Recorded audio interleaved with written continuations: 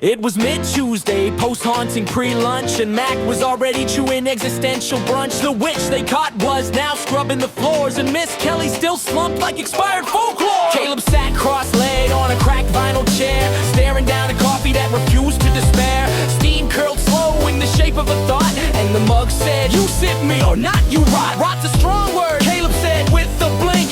The mug replied, "So it's brewed, now think." Mac watched from his booth, amused and resigned, said, "Let the coffee win, son, it speaks, it's mine." Christina, meanwhile, had chalked up the floor, drawn little slogans near the fridge and the door.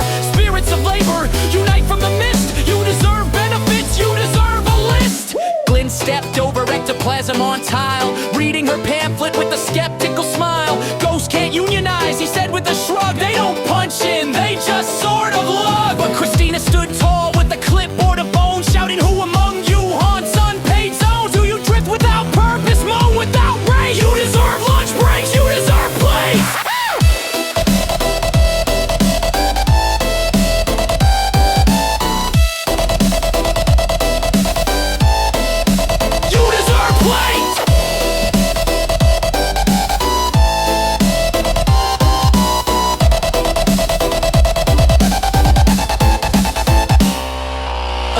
Dishwasher clanged in reply. A ghost in the freezer began to cry. Even Miss Kelly in her perma slouch tapped a single toe from her vinyl couch. Back at the counter, Caleb wiped his brow, and the coffee said, "Let's talk about now. You chase witches, yes, but what is your root? Is your purpose justice or just pursuit?" "I don't know," he whispered, eyes soft and red. The mug hissed, "Exactly, that's what I said." Terry peeked in with a wrench full of grace. Kids losing an argument to caffeine's face.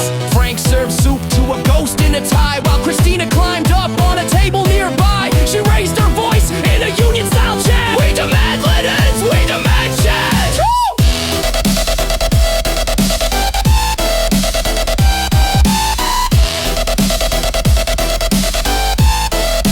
We demand change.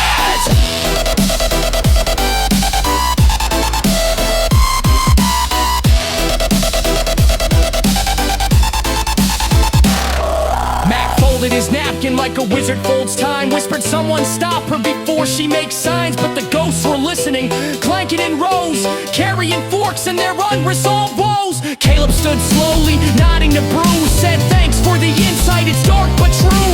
The coffee replied, "Don't fear being wrong, just don't water me down. Stay bold, stay strong." The jukebox clicked and groaned like a lung, then played an old tune Ghost hadn't yet sung. Christina beamed, passed out labor cards, while Glenn called his lawyer and shuffled the charts.